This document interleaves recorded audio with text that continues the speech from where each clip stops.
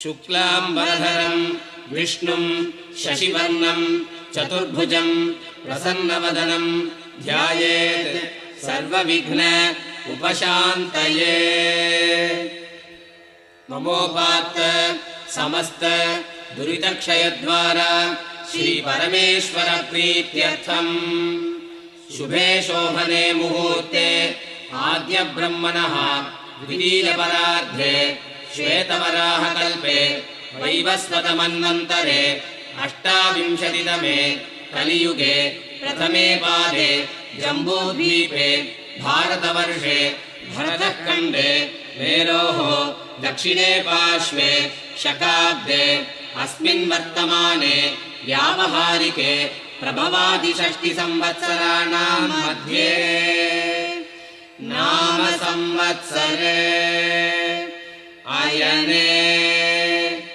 ऋतौ मासे पक्षे शुभतिथौ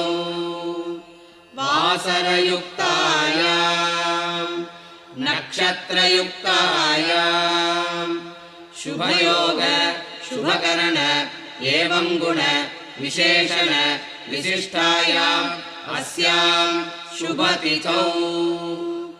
ममोपात्त समस्त दुरितक्षयद्वारा श्री परमेश्वर प्रीत्यर्थं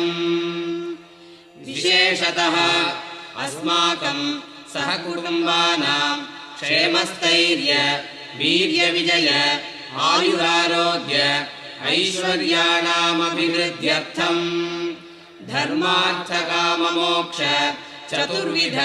फलपुरुषार्थसिद्ध्यर्थम् इष्टकाम्यार्थसिद्ध्यर्थं सर्वाभीष्टशान्त्यर्थं सर्वाभीष्टसिद्ध्यर्थं समस्त मंगलावाप्त्यर्थं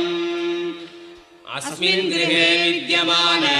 दारुपाषाणादि समस्त गृहनिर्माण उपकरणद्वारा जनित सकलदोष शापादिनिवृत्त्यर्थं आदित्यादि नवग्रहदेवतानाम् अनिष्टनिरसनद्वारा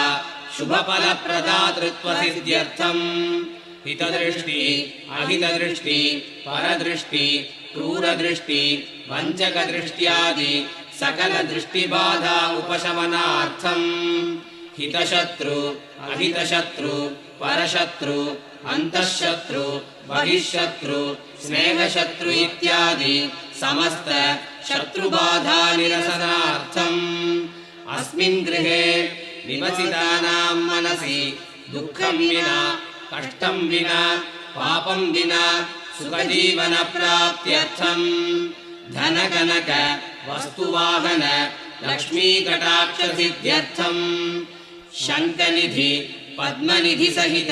कुबेर संपदवाप्त्यर्थं श्रुति स्मृति पुराणोक्त फलप्राप्त्यर्थं मम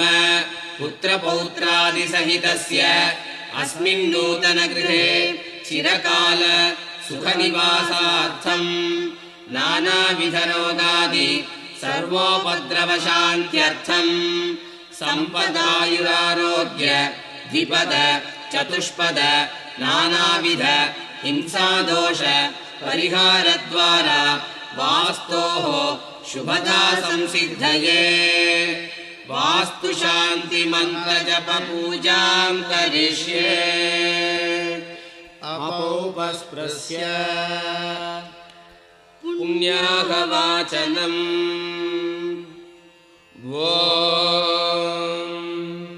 इमं मे वरुणश्रुधीहवमद्याजमृणय वामवस्युराजके तत्त्वायामि ब्रह्मणा वन्दमानस्तदाशास्ते यजमानो हविद्भिः अहेणमानो वरुणेह भोद्युरुषगुं समान आयुः प्रमोषीः अस्मिन् कुम्भे वरुणं ध्यायामि आवाहयामि अर्घ्यं समर्पयामि पाद्यं समर्पयामि आचमनीयं समर्पयामि स्नानं अर्घ्यं समर्पयामि वस्त्रं समर्पयामि गन्धान् धारयामि